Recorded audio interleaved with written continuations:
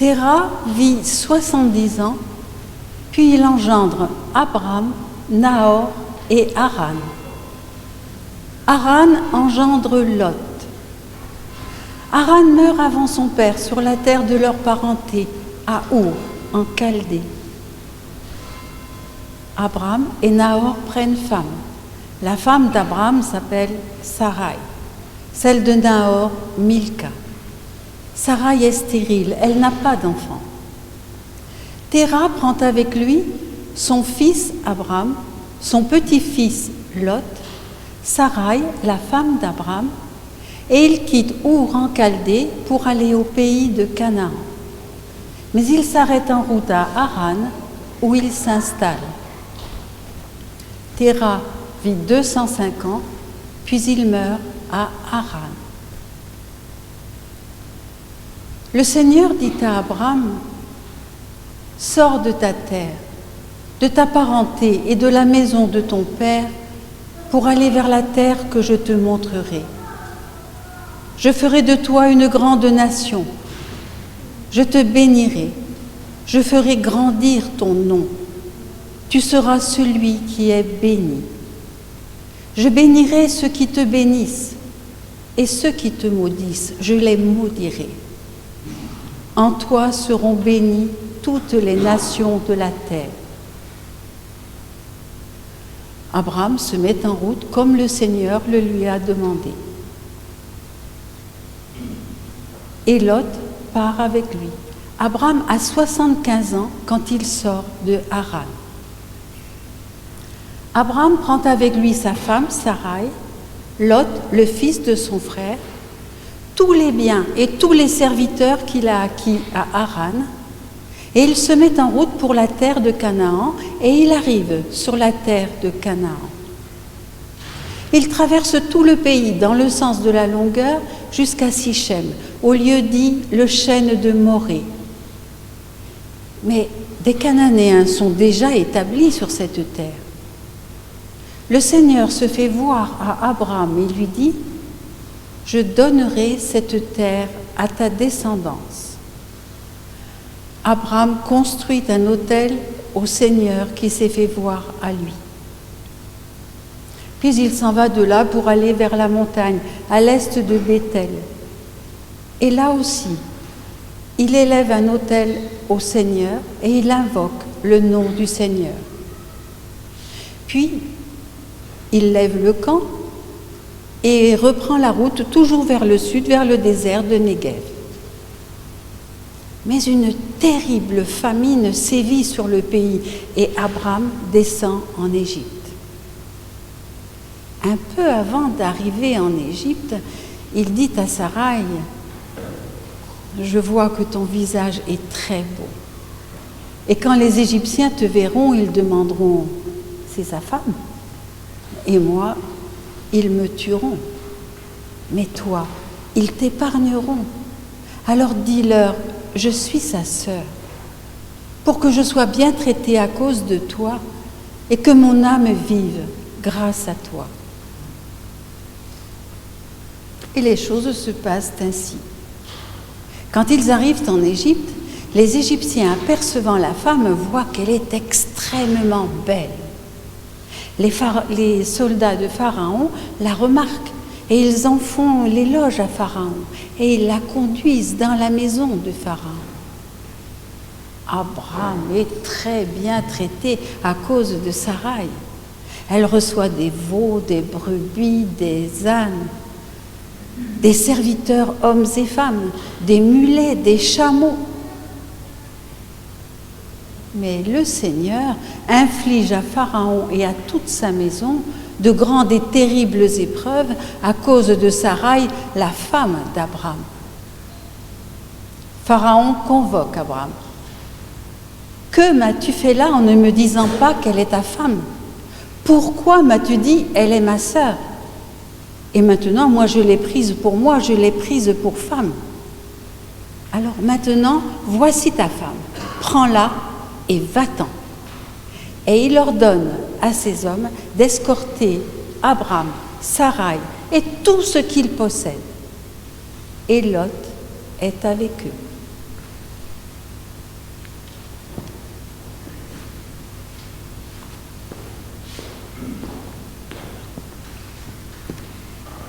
Abraham remonte d'Égypte, lui, sa femme, tous ses biens et Lot avec lui, direction le désert du Negev. Abraham est extrêmement riche, en troupeaux, en argent et en or. Il fait route vers l'endroit d'où il est venu, vers le désert, jusqu'à Béthel, jusqu'au lieu où était sa tente auparavant, entre Béthel et Haï, jusqu'à l'endroit de l'autel qu'il avait fait là. Et Abraham invoque là le nom du Seigneur. Lot, qui fait route avec Abraham, a aussi des troupeaux, de brebis et des tentes. Or, la terre n'est pas assez vaste pour qu'ils puissent s'établir ensemble, car leurs biens sont trop nombreux, et ils ne peuvent pas s'établir ensemble. Et il y a une lutte entre les bergers des troupeaux d'Abraham et les bergers des troupeaux de Lot. Or, les Cananéens et les Pérézites résident sur cette terre. Abraham dit à Lot, « Ne vois-tu pas tout le pays qui est devant toi ? Qu'il n'y ait pas de lutte entre toi et moi, entre tes bergers et les miens. Tu vois bien tout le pays qui est devant toi. Sépare-toi de moi. Si toi tu vas à gauche, moi je vais à droite. Et si toi tu vas à droite, moi je vais à gauche. » Lot lève les yeux et voit que tout le pays avoisinant le Jourdain est tout entier irrigué. C'est avant que le Seigneur les détruise Sodome et Gomorrhe. Il est comme le jardin de Dieu, comme le pays d'Égypte jusqu'à Soar. Lot choisit pour lui tout le pays avoisinant le Jourdain. Il lève le camp et quitte le levant, et chacun se sépare de son frère. Abraham s'établit dans une ville du pays de Canaan, et Lot installe son campement à Sodome. Or, les gens de Sodome sont extrêmement méchants et pécheurs devant Dieu. Après le départ de Lot, Dieu dit à Abraham, « Lève les yeux et regarde tout le pays devant toi, vers le nord, le sud, le levant et la mer. Tout le pays que tu vois, c'est à toi que je le donnerai, à toi et à ta descendance pour toujours. Je rendrai ta descendance aussi nombreuse que le sable de la terre. Si l'on peut dénombrer le sable de la terre, ta postérité aussi sera dénombrée. Lève-toi, parcours cette terre dans sa longueur et dans sa largeur, car je te la donnerai. » Abraham déplace ses tentes et part s'établir près du chêne de Mambré, qui est à Hébron, et il édifie là un autel au Seigneur.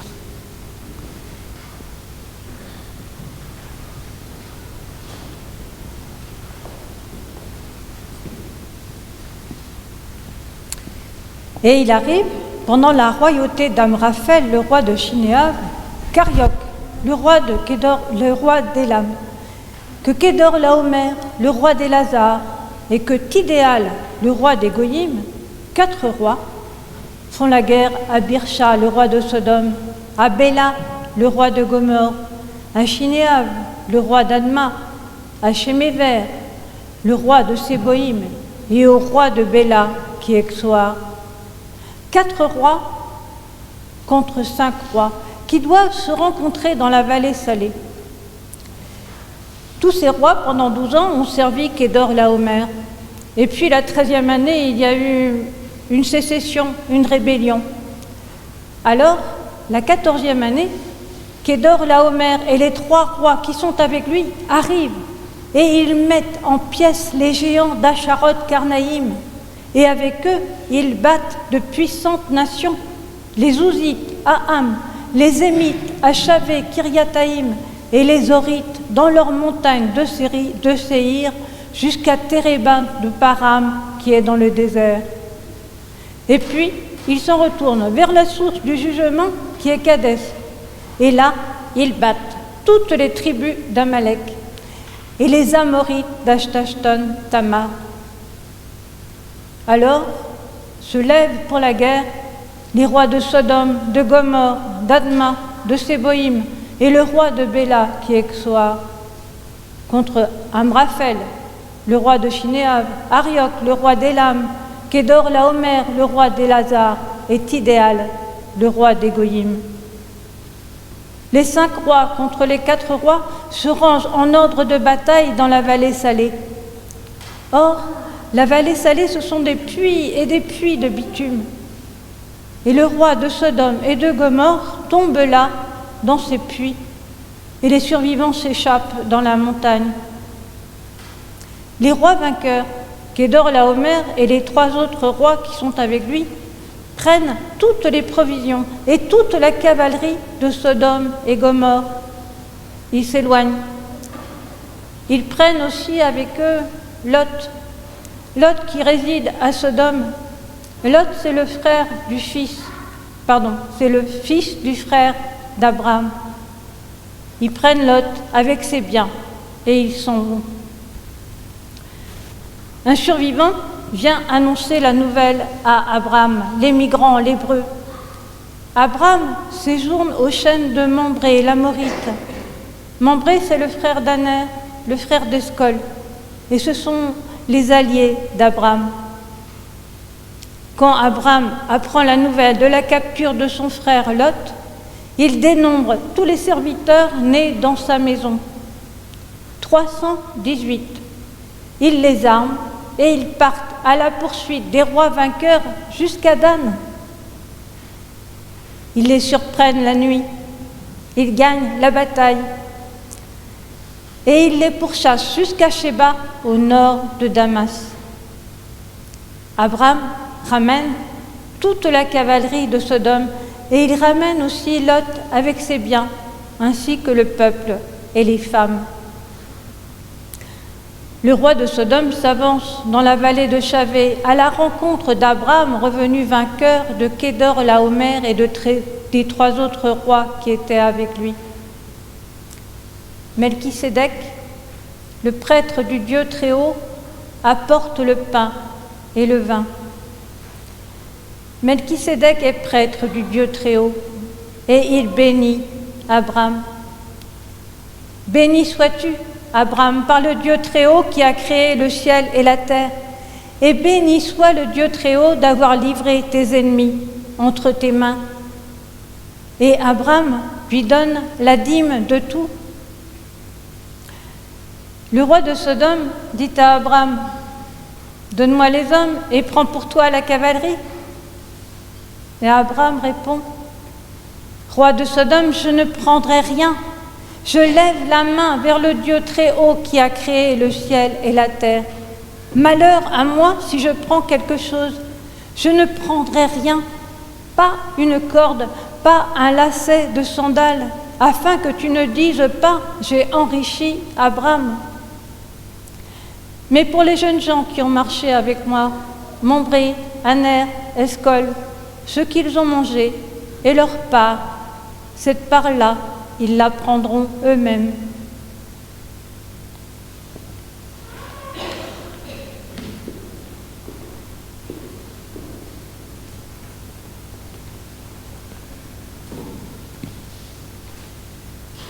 Après ces événements, une parole du Seigneur parvient à Abraham dans une vision.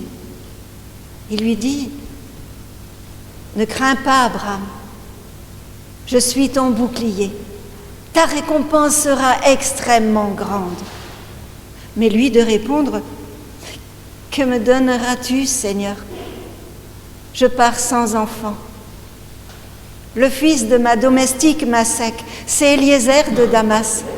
Et puisque tu ne m'as pas donné de descendance, c'est mon domestique qui héritera de moi. Ce n'est pas lui qui héritera de toi. C'est celui qui sortira de toi, qui héritera de toi. » Et il le fait sortir dehors. Et il lui dit, « Lève les yeux, regarde, compte les étoiles si tu peux les compter.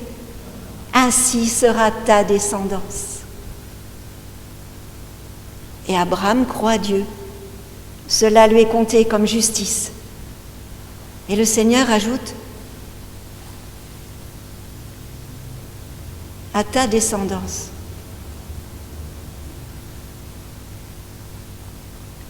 Non, le Seigneur ajoute, « Moi. » Je suis le Dieu qui t'ai fait sortir du pays des Chaldéens pour te donner cette terre en héritage. Maître, Seigneur, à quoi connaîtrai-je que j'en hériterai? Prends pour moi une génisse de 3 ans, une chèvre de 3 ans, un bélier de 3 ans, une tourterelle et une jeune colombe. Abraham prend tout ça pour lui. Et il les partage par le milieu, et il met chaque moitié l'une face à l'autre. Mais les oiseaux, il ne les partage pas. Et voici que des oiseaux descendent sur les corps, sur leur moitié. Et Abraham siège avec eux. Au coucher du soleil, une torpeur survient sur Abraham. Une grande crainte obscure s'abat sur lui. Et il lui est dit, « Tu sauras de façon sûre que ta descendance sera résidente de passage sur une terre étrangère, qu'on les y asservira, on les y maltraitera, on les y humiliera pendant 400 ans. Mais la nation à laquelle ils auront été assujettis, je la jugerai. Après quoi, ils sortiront avec un abondant bagage. Pour toi, tu t'en iras en paix vers tes pères, après avoir vécu une belle vieillesse. C'est la 4e génération qui s'en reviendra ainsi. En effet, la faute des Amorites n'est pas montée jusqu'à son comble jusqu'à maintenant. Et voici qu'au soleil couchant, il y a une flamme, comme les vapeurs d'un four, et des torches de feu passent au milieu de la moitié des corps.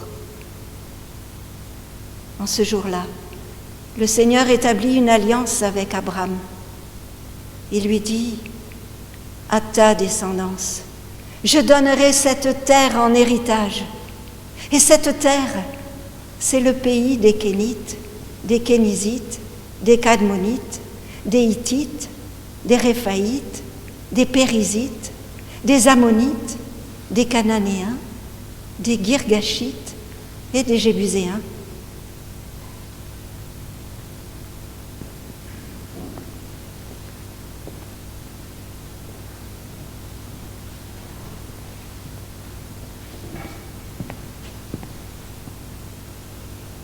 Sarai, la femme d'Abraham, ne lui donne pas d'enfant. Or, elle a une jeune servante égyptienne du nom de Agar. Sarai dit à Abraham, « Voici, le Seigneur m'a fermée et je n'enfante pas. Va donc auprès de ma servante, afin que tu aies un enfant d'elle. » Abraham obéit à la voix de Sarai. Et Sarai, la femme d'Abraham, prend Agar, sa propre servante, et après qu'Abraham habite depuis 10 ans le pays de Canaan, et la donne à Abraham, son mari, comme femme pour lui. Abraham va vers Agar. Elle conçoit. Elle voit qu'elle est enceinte et sa maîtresse est déshonorée à ses yeux. Sarai dit à Abraham, « Je subis une injustice de ton fait. Je donne ma propre servante sur ton sein. Elle voit qu'elle est enceinte. Je suis déshonorée à ses yeux. Que Dieu juge entre moi et toi. » Sarai, prends ta servante entre tes mains et fais avec elle comme il sera bon pour toi. Et Sarai maltraite Agar. Et elle s'enfuit, Agar s'enfuit, loin de sa face. Un ange du Seigneur la trouve dans le désert, près d'une source d'eau, près d'une source sur le chemin de Chour.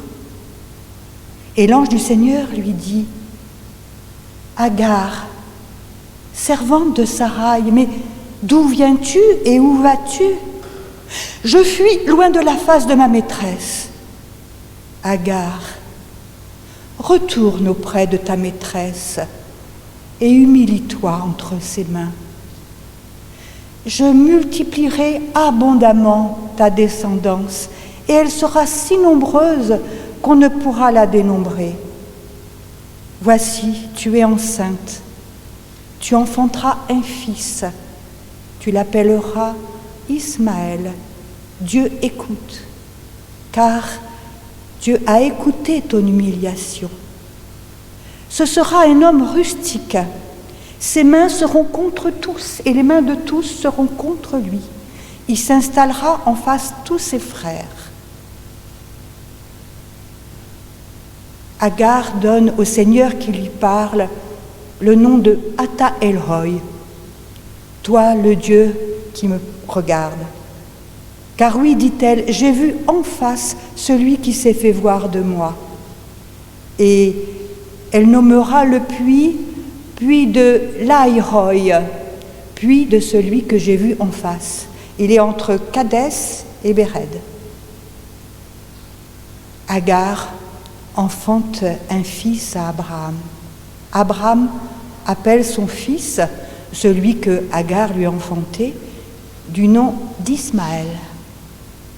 Abraham a 86 ans lorsque Agar enfante pour lui Ismaël.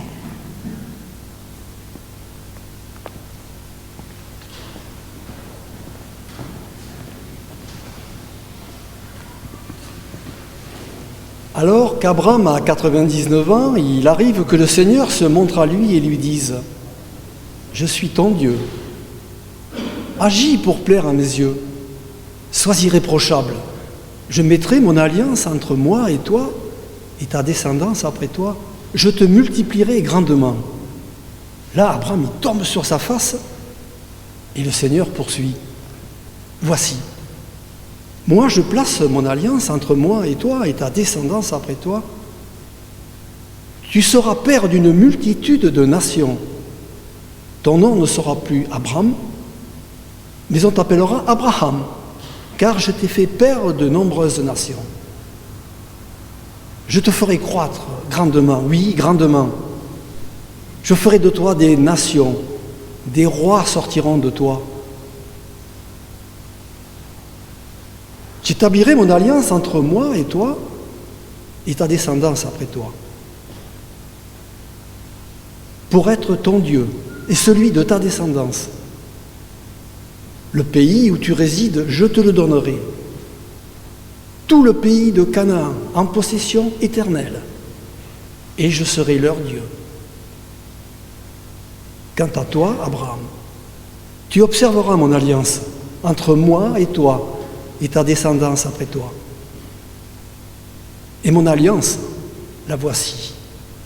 Tout mâle parmi vous sera circoncis de la chair de son prépuce, un signe d'alliance entre moi et vous, entre moi et toi, moi et ta descendance. Tout enfant mâle de 8 jours sera circoncis chez vous, tout domestique né chez vous, tout esclave acheté à prix d'argent, issu de tout fils d'étranger qui n'est pas de ta descendance, sera circoncis. L'alliance sera sur votre chair. Le mâle qui n'aura pas été circoncis, cette âme-là, sera retranchée de sa lignée, elle aura rompu mon alliance. Quant à ta femme, on ne l'appellera plus Sarai, elle aura pour nom Sarah. Je la bénirai, je te donnerai d'elle un enfant. Je le bénirai, il deviendra des nations et des rois sortiront de lui. Là, Abraham, il tombe sur sa face et se dit en riant, à 100 ans, un homme engendré. Et Sarah, à 90 ans, enfantée. Seigneur, qu'Ismaël vive devant ta face. Abraham, ta femme Sarah te donnera un fils, tu l'appelleras Isaac. J'établirai mon alliance entre moi et lui, et sa descendance après lui, une alliance éternelle. Ismaël. Pour Ismaël, oui, je t'ai écouté. Je l'ai béni. Je le multiplierai et le grandirai. Il engendrera 12 nations. Et je lui donnerai d'être une grande nation. Mais mon alliance, c'est avec Isaac que je l'établirai. Isaac, que te donnera Sarah l'année prochaine à cette même date. Et après avoir achevé de lui parler, le Seigneur s'éloigna. Alors Abraham prend Ismaël, son fils, les serviteurs nés chez lui, les esclaves achetés, et à la date de ce jour-là, il les circoncis, comme le Seigneur le lui a commandé. Abraham a 99 ans, lorsqu'il se circoncis, il circoncis Ismaël à l'âge de 13 ans. Tous les mâles de sa maison, serviteurs, esclaves, à la date de ce jour-là, sont circoncis.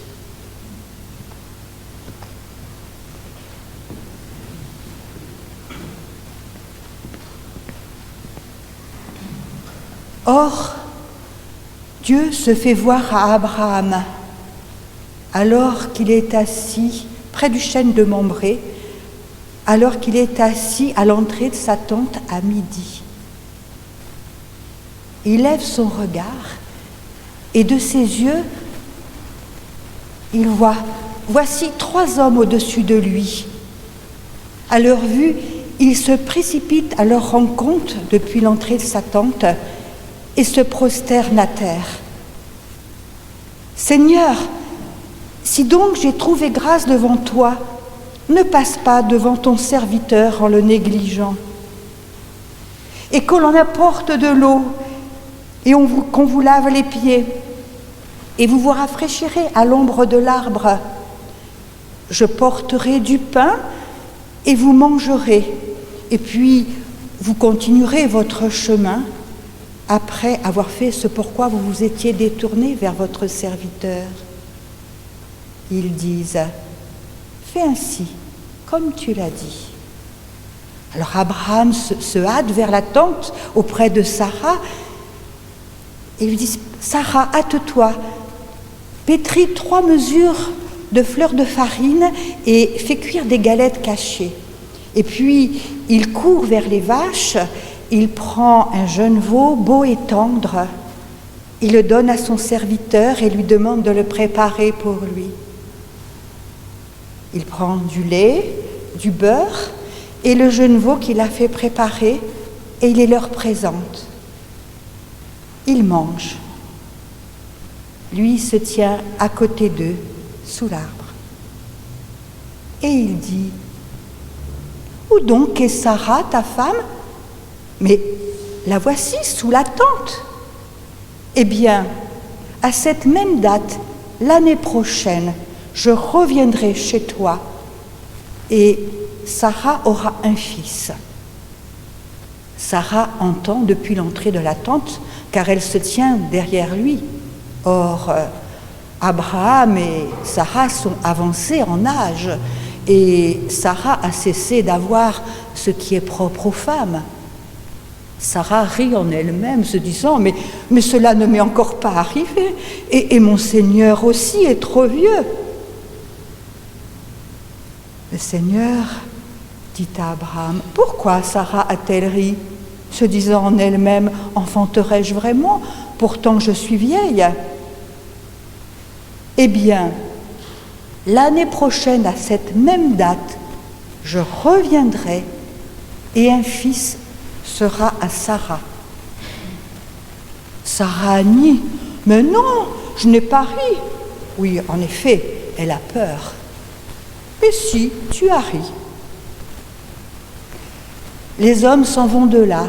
Ils tournent leur regard vers Sodome et Gomorrhe. Abraham marche avec eux. Il les escorte. Le Seigneur dit « Cacherai-je à Abraham ce que je fais pour lui, à Abraham, mon serviteur ? Abraham deviendra une nation grande et nombreuse, et en lui seront bénies toutes les nations de la terre. En effet, j'ai su qu'il commanderait à ses fils et à sa maison après lui, et qu'il garderait les chemins du Seigneur, afin que, pour faire la justice et les jugements, afin que le Seigneur accorde à Abraham tout ce qu'il a dit.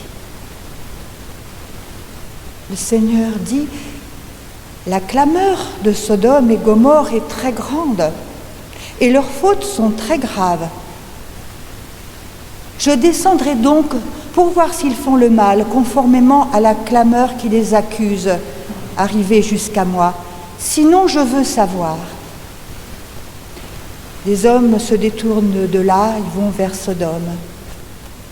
Abraham, lui, se tient devant le Seigneur. Il s'approche. Seigneur, ferais-tu périr le juste avec l'impie? Le juste serait-il comme l'impie? S'il y a 50 justes dans la ville, les feras-tu périr? Ne laisseras-tu pas tout ce lieu à cause des 50 justes s'ils y sont? Mais non, tu ne feras pas cela. Tu ne tueras pas le juste avec l'impie. Le juste ne sera pas comme l'impie. Enfin, toi qui juges toute la terre, ne feras-tu pas un jugement? Si je trouve à Sodome 50 justes dans la ville, je pardonnerai à tout ce lieu à cause d'eux. Mais puisque j'ai commencé à parler au Seigneur, mais je ne suis que cendre et que terre. Et si sur ces 50 justes, il en manque 5, détruiras-tu à cause de ces 5 toute la ville? Non, je ne la détruirai pas si j'en trouve là 45. Et s'il s'en trouve 40, non, je ne la détruirai pas à cause des 40. Mais que rien ne m'arrive, Seigneur, si je parle et s'il s'en trouve là 30, non, je ne la détruirai pas à cause des 30. Mais puisque j'ai commencé à parler, et s'il s'en trouve là 20, non, je ne la détruirai pas à cause des 20. Mais Seigneur, Seigneur, mais que rien ne m'arrive, Seigneur, si je parle encore une seule fois. Et s'il s'en trouve là 10, non, je ne la détruirai pas à cause des 10. Et lorsque le Seigneur a cessé de parler à Abraham, il s'en va. Et Abraham retourne vers son lieu.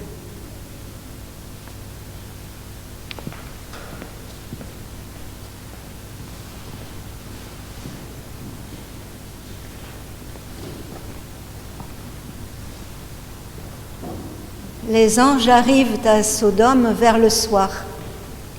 Lot est assis à l'entrée de la ville, à la porte de Sodome, et il les voit arriver de loin. Alors il court à leur rencontre, il se prosterne à terre et leur dit « Oh, mes seigneurs, faites un détour par la maison de votre serviteur. Faites étape, vous vous laverez les pieds, et puis demain matin, vous la reprendrez, votre route. » Non, nous ferons étape dans la grande rue. Mais Lot, il insiste tellement qu'ils font un détour par chez lui. Ils entrent dans sa maison. Lot leur offre un repas, il cuit pour eux des pains sans levain et ils mangent. Ils ne sont pas encore couchés que les hommes de la ville de Sodome, les Sodomites, du jeune homme jusqu'au vieillard, encerclent la maison et appellent « Lot, où sont les hommes qui sont entrés chez toi cette nuit ? Amène-les-nous dehors, que nous ayons des rapports avec eux. » Lot sort sur le seuil, mais ferme la porte derrière lui. « Non, mes frères, ne commettez pas le mal. J'ai 2 filles qui n'ont pas connu d'homme. je vous les amènerai et vous les traiterez comme bon vous semblera. Mais ces hommes qui ont pris abri dans ma maison, ne leur faites aucun tort. Tu es venu seul ici pour résider, c'est pour juger? Eh bien, c'est toi que nous maltraiterons plutôt qu'eux. Et ils s'avancent vers Lot avec violence, et ils veulent briser la porte. Alors, les hommes tirent Lot à l'intérieur, referment la porte, et ils frappent d'aveuglement tous les gens qui sont alentour de la maison, depuis le plus petit jusqu'au plus grand, de sorte qu'ils s'épuisent à trouver la porte. Mais pendant ce temps, ils pressent Lot. As-tu quelqu'un qui t'appartienne dans cette ville, des gendres, des fils, des filles? Dis-leur de sortir de ce lieu, car le Seigneur va anéantir ce lieu. La clameur qui les accuse est montée devant le Seigneur, et il nous a envoyés pour détruire ce lieu. Lot va trouver ses gendres, ceux qui ont pris ses filles, et il leur dit: « Levez-vous, sortez de ce lieu, le Seigneur va anéantir ce lieu. » Mais à leurs yeux, il semble plaisanter. Mais à l'aube, les anges pressent Lot. « Prends ta femme et les 2 filles que tu as, et sortez de ce lieu, de peur que tu ne périsses avec les iniquités de cette ville. » Mais eux, ils sont troublés. Alors, parce que le Seigneur les épargne, les anges prennent par la main et Lot et sa femme et chacune des 2 filles, et ils les font sortir de ce lieu. Et une fois sortis, ils disent à Lot: « Sauve ton âme, ne te retourne pas en arrière et ne t'arrête pas dans tout le pays avoisinant. Va vers la montagne, de peur que tu ne périsses. » Mais Seigneur, puisque votre serviteur a trouvé tant de pitié devant vous et que vous avez manifesté tant de justice à l'égard de votre serviteur, mais jamais je n'arriverai à la montagne avant que le malheur ne m'y prenne. Cette ville-là, elle est petite et elle est proche, je pourrais m'y réfugier et me sauver là. N'est-elle pas petite? Bon, je tiendrai compte de ta personne aussi pour cela. Je ne détruirai pas la ville dont tu me parles, mais hâte-toi d'y aller, car je ne puis rien faire tant que tu n'y seras pas. C'est pour ça que cette ville, on l'appelle Soar, la petite. Eh bien, quand le soleil sort de terre, Lot entre dans Soar. Et à cet instant, le Seigneur fait pleuvoir du ciel près de lui une pluie de soufre et de feu sur Sodome, Gomorrhe, tout le pays avoisinant, tous les gens qui l'habitent, tout ce qui pousse sur cette terre. La femme de Lot se retourne en arrière. Elle devient statue de sel.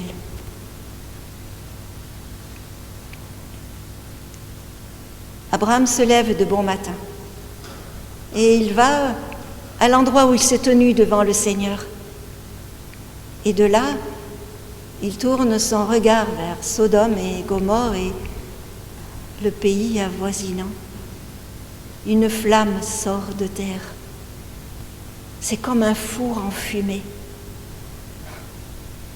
Oui, quand le Seigneur a détruit Sodome et Gomorrhe, il s'est souvenu d'Abraham et il a fait sortir Lot de la destruction. Quand il a détruit Sodome et Gomorrhe, les villes où Lot habitait. Lot ne reste pas à Soar, il craint de rester à Soar. Alors il se rend vers la montagne et là il se réfugie dans une grotte avec ses 2 filles. L'aînée dit à la plus jeune: « Notre père est vieux, et il n'y a point ici, dans toute la contrée, d'hommes pour venir vers nous, comme c'est la coutume dans tous les pays. Faisons boire du vin à notre père, et couchons avec notre père. Faisons sortir une descendance de notre père. » Et c'est ce qu'elles font cette nuit-là. Elles font boire Lot, elles lui font boire du vin, et l'aînée va vers lui, elle couche avec son père. Lui, il ne se rend compte de rien. ni quand il se couche, ni quand elle se lève. Et le lendemain, elle dit à sa sœur, « Cette nuit, j'ai couché avec notre Père. Cette nuit encore, faisons-lui boire du vin, et toi, va vers lui, couche avec notre Père, faisons sortir de notre Père une descendance. » Et c'est ce qu'elles font encore cette nuit-là. Elles font boire du vin à l'autre, et la plus jeune va vers lui, elle couche avec son père. Lui ne se rend compte de rien, ni quand elle se couche, ni quand elle se lève. Et voici que les filles de Lot sont enceintes de leur père. Et l'aînée met au monde un fils qu'elle nomme Moab, issu de mon père. C'est le père de tous les Moabites qui existent jusqu'à maintenant. La plus jeune met au monde un fils qu'elle nomme Ben-Ami, issu de ma lignée. C'est le père de tous les Ammonites qui existent jusqu'à maintenant.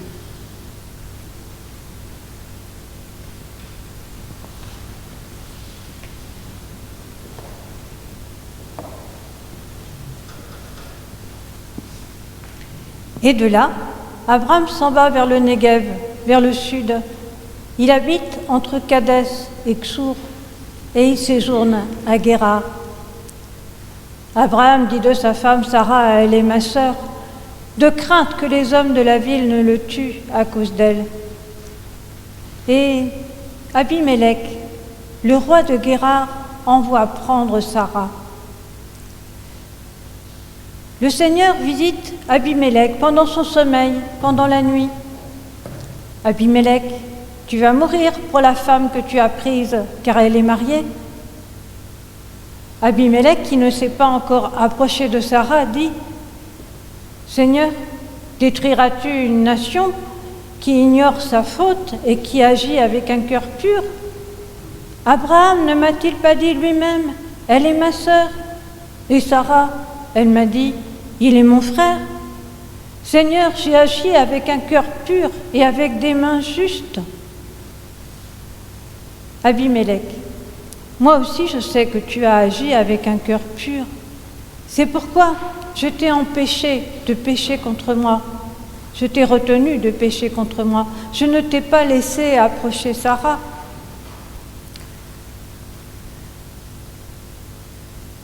Je ne t'ai pas laissé approcher Sarah. Pardon.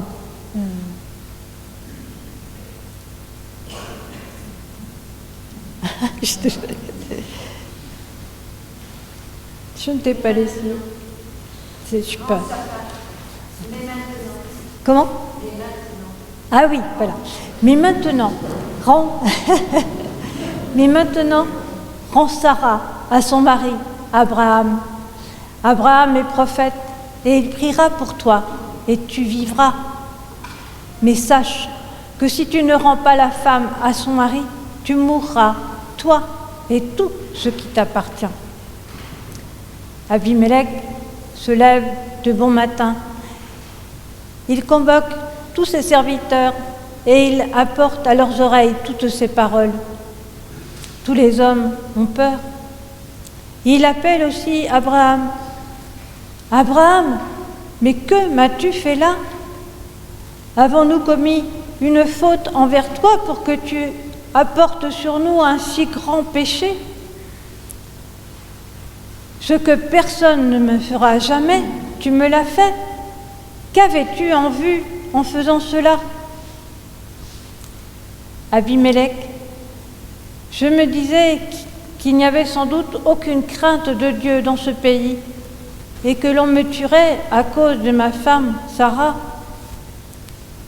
Il est vrai qu'elle est ma sœur, non pas du côté de ma mère, mais du côté de mon père, et elle est devenue ma femme. Et quand le Seigneur m'a fait quitter le pays de mes pères, j'ai dit à Sarah, « Fais-moi l'amitié, la justice, de dire, partout où nous entrerons, partout où nous irons, dis de moi, il est mon frère. » Abimélec prend 1000 didrames, des veaux, des moutons, des serviteurs, hommes et femmes, et il les donne à Abraham et il lui rend sa femme, Sarah. Abimelech dit encore, « Regarde mon pays devant toi, installe-toi là où il te plaira. » Et il dit à Sarah, « J'ai donné 1010 drachmes à ton frère. C'est pour toi, pour ton honneur et pour toutes celles qui sont avec toi. Et dis toute la vérité. » Abraham adresse une prière au Seigneur et le Seigneur guérit Abimelech, sa femme et ses servantes, et elles enfantent. En effet, le Seigneur avait frappé de stérilité toute la maison d'Abimelech à cause de Sarah, la femme d'Abraham. Et le Seigneur visite Sarah, comme il l'a dit, il agit vers elle, selon ses paroles. Et Sarah conçoit, et elle enfante un fils à Abraham dans sa vieillesse, au jour que lui a dit le Seigneur.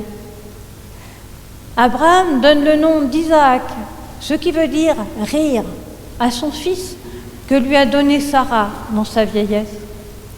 Il le circoncis le 8e jour, comme le lui a demandé le Seigneur. Il a 100 ans à la naissance d'Isaac. Et Sarah dit, « Le Seigneur a créé du rire pour moi. Qui l'apprendra se réjouira avec moi. Qui annoncera à Abraham que Sarah allait un enfant, celui qu'elle a eu dans sa vieillesse. »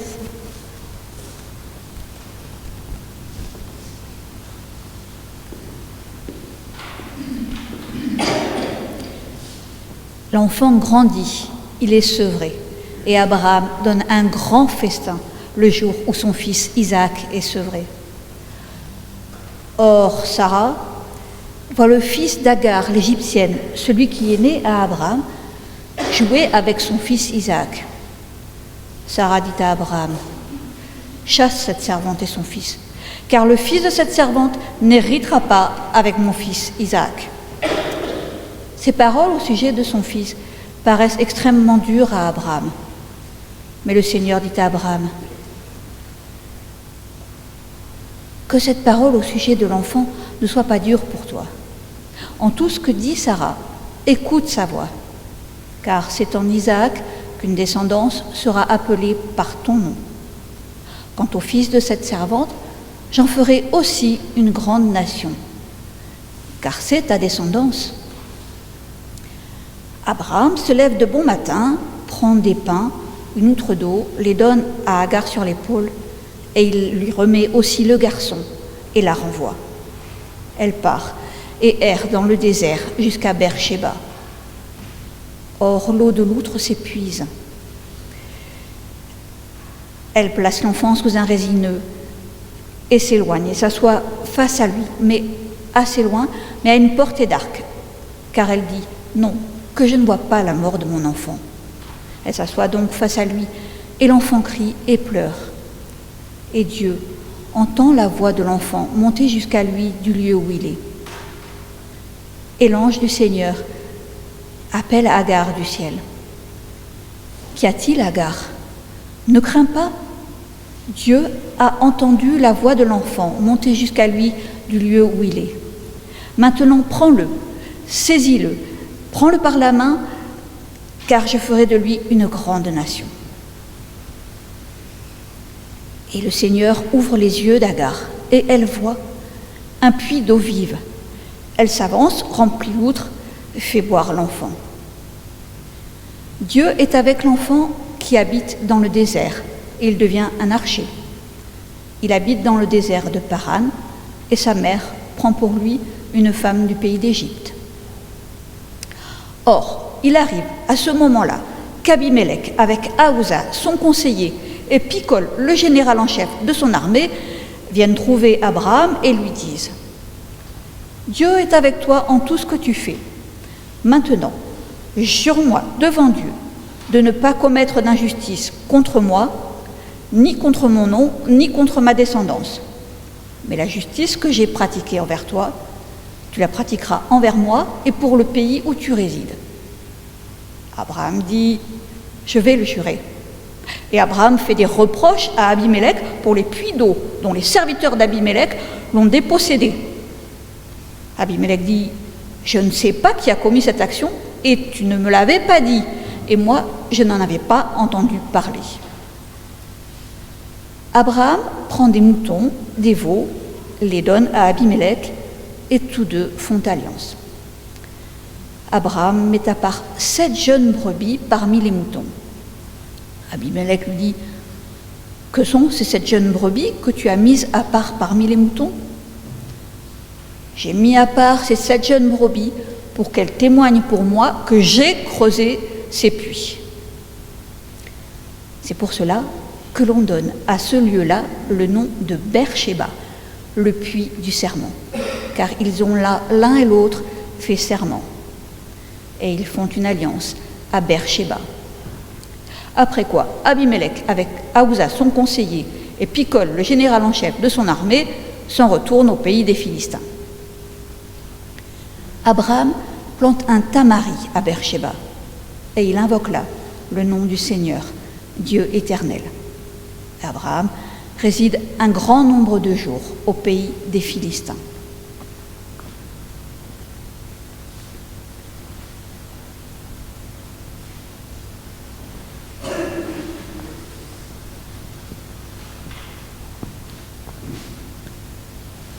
Après ces événements, le Seigneur met Abraham à l'épreuve. Il l'appelle « Abraham, Abraham, me voici. Prends ton fils unique, ton fils bien-aimé Isaac. Pars pour le pays de Moria et là, offre-le en sacrifice sur une des montagnes que je te montrerai. » Abraham se lève de bon matin, selle son âne, prend 2 serviteurs et son fils Isaac. Après avoir fendu le bois du sacrifice, ils se mettent en route pour le lieu que le Seigneur a dit. Le 3e jour, Abraham aperçoit l'endroit au loin et il dit à ses serviteurs, « Restez ici avec l'âne, l'enfant et moi irons jusque là-bas. Nous nous prosternerons, puis nous reviendrons vers vous. » Il prend le bois du sacrifice et le charge sur Isaac. Lui-même prend le feu et le couteau et ils marchent ensemble tous les deux. Et Isaac demande, « Père, oui mon fils, il y a bien là le feu et le bois, mais où est l'agneau pour le sacrifice ? » Le Seigneur se chargera de l'agneau, mon enfant. Et ils marchent ensemble tous les deux. Arrivé à l'endroit désigné par le Seigneur, Abraham construit un autel. Il y dépose le bois du sacrifice et après avoir lié Isaac, il le place sur l'autel, au-dessus du bois. Il tend la main pour prendre le couteau pour immoler Isaac, mais un ange l'appelle du Seigneur. Abraham, l'appelle du ciel. Abraham, me voici. Ne frappe pas l'enfant. Ne lui fais aucun mal. Maintenant, je sais que tu crains Dieu, que tu n'as pas épargné ton fils bien-aimé à cause de moi. Abraham lève les yeux et voit. Et voici qu'un bélier a les cornes prises dans un buisson. Il s'approche, prend le bélier et l'immole à la place d'Isaac.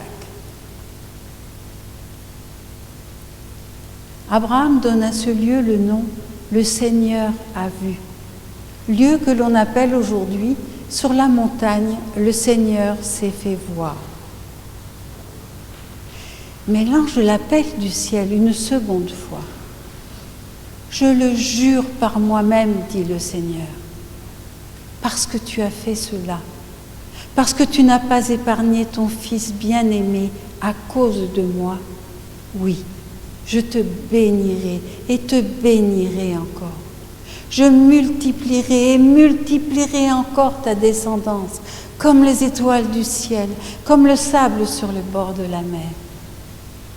Ta descendance recevra en héritage les villes de ses adversaires. En ta descendance seront bénies toutes les nations de la terre, parce que tu as obéi à ma voix. Abraham rejoint ses serviteurs, ils se lèvent et repartent pour Beersheba, le puits du serment.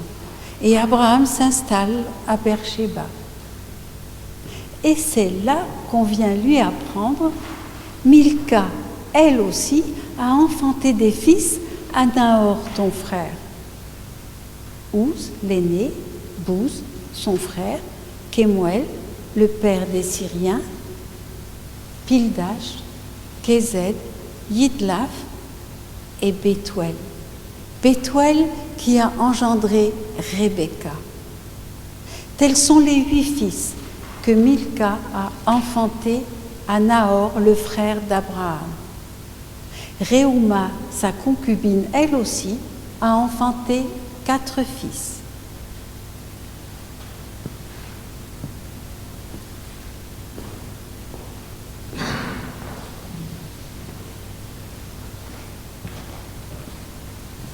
Sarah meurt, elle a 127 ans. Voilà tous les jours de la vie de Sarah. Elle meurt à Kirjat Arba, c'est Hébron, en pays de Canaan. Abraham pleure sur Sarah, il se lamente, puis il s'éloigne de son mort et vient parler au fils de Heth. « Voici, je suis un résident et un voyageur de passage parmi vous. Accordez-moi donc possession d'une tombe parmi vous, et j'enterrerai mon mort loin de ma face. » « Ah non, Seigneur, de par Dieu, tu es un roi parmi nous. Donne une sépulture à ton mort parmi les plus beaux de nos tombeaux. Personne ici ne te le refusera. Enterre ton mort. » Abraham se lève, puis il se prosterne devant le peuple de cette terre, devant les fils de Heth.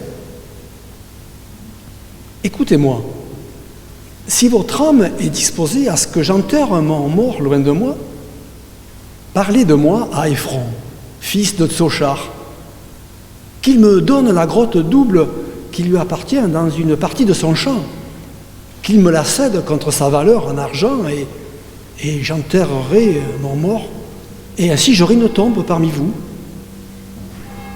Or, Ephron est assis au milieu des fils de Heth. Ephron le Hittite répond à Abraham de telle sorte que les fils de Heth et tous ceux qui entrent par la porte de sa ville entendent. « Viens, Seigneur, viens près de moi. Le champ avec la grotte qui s'y trouve, je te les donne. En présence des habitants de ma ville, je te fais ce don. Enterre ton mort. »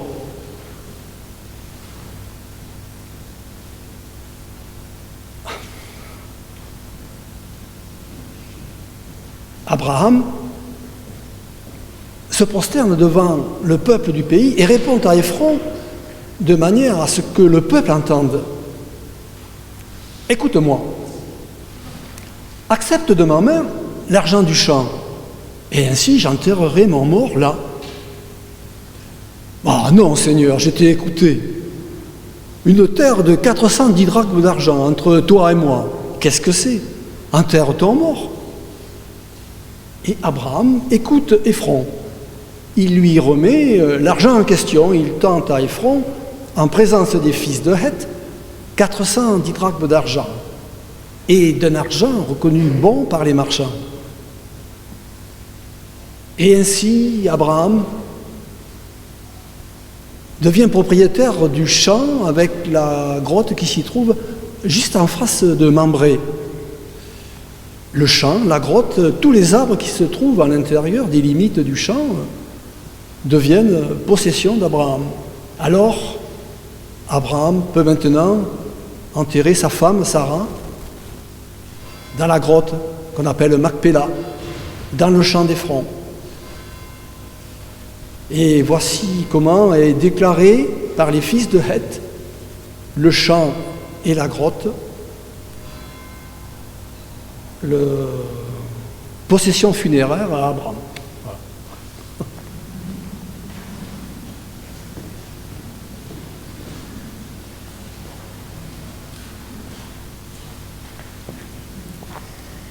Abraham est maintenant âgé, et le Seigneur le bénit en tout. Abraham appelle le plus vieux de ses serviteurs, celui qui commande à tous les siens. Et il lui dit, comme c'était l'usage à l'époque, « Mets ta main sous ma cuisse et je te ferai prêter serment au nom du Seigneur, le Dieu du ciel et le Dieu de la terre. Tu ne prendras pas de femme pour mon fils parmi les filles des Cananéens sur la terre de qui j'habite, mais tu iras dans mon pays, là où je suis né, dans ma tribu, et là tu prendras une femme pour mon fils Isaac. » Et le serviteur répond, « Mais peut-être la jeune femme ne voudra pas venir dans ce pays-ci. Est-ce que j'emmène ton fils dans le pays d'où tu viens ? Et garde-toi d'emmener mon fils là-bas. Le Seigneur, le Dieu du ciel et le Dieu de la terre, lui qui me parle, il a juré en disant, « Je donne à toi et à ta descendance cette terre-ci. Alors il enverra un ange au-devant de toi, et tu prendras une femme de ma tribu pour mon fils. Et si la jeune femme ne veut pas venir dans ce pays-ci, tu es délié du serment que je te fais faire. » Alors le serviteur met sa main sous la cuisse d'Abraham, il prête serment pour toute cette affaire, il prend 10 chameaux de son maître, une part de tous ses biens, il se lève et il part vers la Mésopotamie, vers la ville de Nahor. Quand il arrive, il fait reposer les chameaux à l'extérieur de la ville, à côté de la source d'eau. Et c'est vers le soir, à l'heure où sortent celles qui vont puiser. Alors il dit en lui-même, « Seigneur, Dieu de mon maître Abraham, fais-moi faire aujourd'hui une rencontre. Vois, je suis près de la source d'eau et toutes les filles des habitants de la ville vont sortir pour puiser, que celle à qui je dirai « Donne-moi à boire » et qui me dira « Bois et je puiserai aussi pour tes chameaux », soit celle que tu as préparée pour ton serviteur Isaac. Et moi, je saurai que tu as pris pitié de mon maître Abraham. » Eh bien, il n'avait même pas encore fini de parler en lui-même que Rebecca, la fille de Bethuel, le fils de Milca, la femme de Nahor, le frère d'Abraham, sort sa cruche sur l'épaule. Elle descend à la source, puise, remonte. Le serviteur court vers elle et il lui dit « Donne... Ah, j'ai oublié de vous dire, elle est très belle. Aucun homme ne l'a encore connue, elle est vierge. » Et donc le serviteur court vers elle et il lui dit « Donne-moi à boire. » Et Sarah s'empresse de baisser la cruche sur son bras. « Bois, mon Seigneur. » Et quand il est désaltéré, elle ajoute « Et je puiserai aussi pour tes chameaux. » Et elle s'empresse de vider sa cruche dans l'abreuvoir et à nouveau elle va puiser en courant. Et ainsi jusqu'à ce que tous les chameaux aient bu.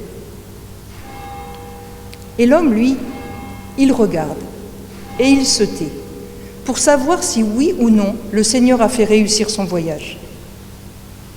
Et quand tous les chameaux ont bu, il prend 2 pendants en or d'un poids d'1 drachme chacun et 2 bracelets en or d'un poids de 10 pièces d'or.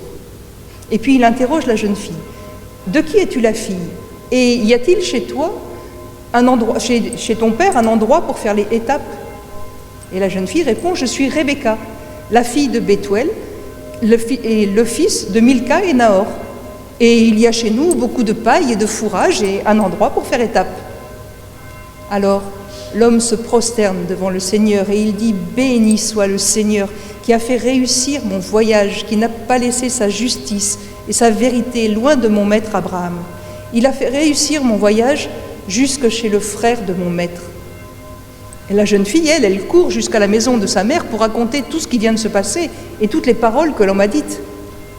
Elle a un frère, Laban, qui court vers l'homme près de la source parce qu'il a vu les bracelets et les pendants au bras de sa sœur et puis qu'il a entendu quand elle disait « Voilà toutes les paroles que l'homme a dites. » Et Quand il arrive près de la source, à l'homme près des chameaux, il lui dit « Mais pourquoi n'entres-tu pas? Entre, béni soit le Seigneur, j'ai préparé la maison et il y a un endroit pour les chameaux. » En arrivant à la maison, l'homme décèle ses chameaux et on leur donne de la paille et du fourrage, et puis on donne de l'eau à l'homme et à ceux qui l'accompagnent pour laver leurs pieds, et puis on leur donne du pain pour manger. Mais l'homme dit « Je ne mangerai pas avant d'avoir dit ce que j'ai à dire. » Parle. Moi, je suis le serviteur d'Abraham, et le Seigneur a grandement béni mon maître. Il lui a donné des moutons, des veaux, de l'or et de l'argent, des servantes et des serviteurs, des ânes, des chameaux. Et alors qu'il était déjà âgé, Sarah, sa femme, lui a enfanté un fils à qui il a tout donné. Et mon maître m'a fait prêter serment en disant « Tu ne prendras pas de femme pour mon fils parmi les filles des Cananéens sur la terre de qui je réside, mais tu iras dans ma tribu, dans la maison de mon père, et là tu prendras une femme pour mon fils. » Et moi j'ai dit « Peut-être la jeune femme ne voudra pas venir avec moi. » Et mon maître a répondu « Le Seigneur, aux yeux de qui j'ai plu, enverra un ange avec toi, et tu prendras une femme de ma tribu pour mon fils Isaac, et tu seras délié de ma malédiction. Si tu vas dans ma tribu, dans la maison de mon père, et qu'on ne te la donne pas, tu es délié du serment que je t'ai fait faire. » Et moi, aujourd'hui, en arrivant près de la source, j'ai dit en moi-même, « Seigneur, si tu fais réussir mon voyage, vois, je suis près de la source d'eau, et toutes les jeunes filles de la ville vont sortir pour puiser. Si celle à qui je dis, donne-moi à boire, me répond, bois et je ferai boire tes chameaux, que ce soit celle que tu as préparée pour ton serviteur Isaac. » Je n'avais même pas fini de parler que Rebecca est arrivée, sa cruche sur l'épaule. Et quand je lui ai demandé à boire, elle m'a dit « Bois et je ferai boire tes chameaux. » Alors j'ai bu et elle a fait boire mes chameaux. Et je lui ai demandé « De qui es-tu la fille ?» Elle m'a dit « Je suis la fille de Bethuel, le fils de Milca et Nahor. » Alors j'ai béni le Seigneur parce qu'il a fait réussir mon voyage. Et il a fait réussir mon voyage jusque dans la maison du frère de mon maître pour que je prenne la fille du frère de mon maître pour son fils. Voilà. Maintenant, si vous pratiquez la justice et la pitié envers mon maître, faites-le moi savoir. Et sinon, faites-le moi savoir pour que je sache si je m'en retourne vers la droite ou vers la gauche, dans la réussite ou l'échec. Alors Laban et Bethuel lui répondent « Mais c'est un ordre du Seigneur. Nous ne pouvons pas répondre d'un mal pour un bien. Voici Rebecca devant toi. Prends-la et pars, et qu'elle devienne la femme du fils de ton maître. » Alors le serviteur bénit le Seigneur. Et puis il prend des objets en or, des objets en argent, des vêtements, et il les offre à Rebecca. Et il fait aussi des présents à sa mère, à ses frères. Et puis le serviteur et ceux qui l'accompagnent mangent, boivent, dorment.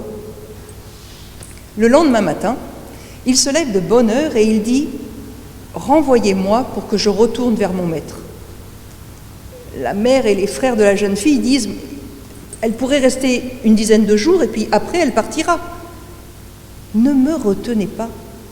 Le Seigneur a fait réussir mon voyage. Renvoyez-moi pour que je retourne vers mon maître. On pourrait lui demander son avis et ils font venir Rebecca.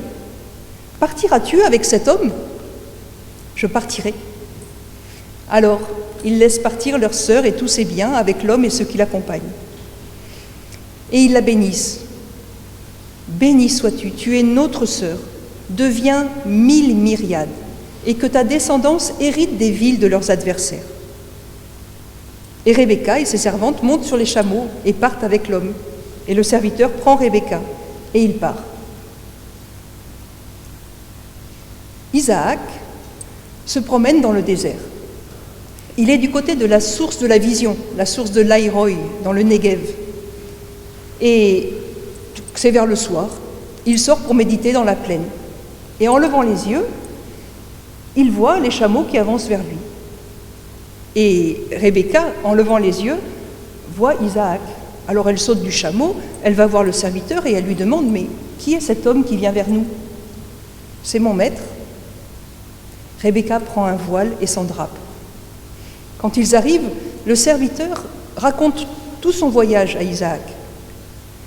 Isaac entre dans la maison de sa mère. Il prend Rebecca avec lui. Elle devient sa femme, il l'aime. Voilà, c'est comme ça qu'Isaac est consolé de Sarah, sa mère.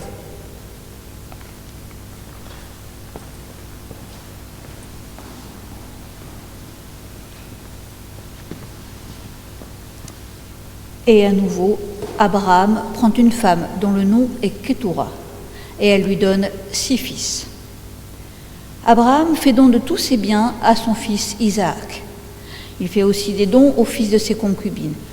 Mais alors qu'il est encore en vie, il les envoie loin de son fils Isaac, vers le Levant, sur la terre du Levant. Et voici toutes les années de la vie d'Abraham, toutes celles qu'il vit, 175 ans. Et Abraham expire et meurt dans une belle vieillesse, âgé et rassasié de jours, et il est ajouté à son peuple. Ses fils, Isaac et Ismaël, l'ensevelissent dans la grotte double, grotte de Macpéla, dans le champ d'Éphron, fils de Soar le Hittite, juste en face du chêne de Mambré, champ et grotte acheté par Abraham au fils de Heth. Et là, ils ensevelissent Abraham auprès de sa femme Sarah. Or, il arrive qu'après la mort d'Abraham, Dieu bénit son fils Isaac. Et Isaac habite près du puits de la vision, l'Aï Roy.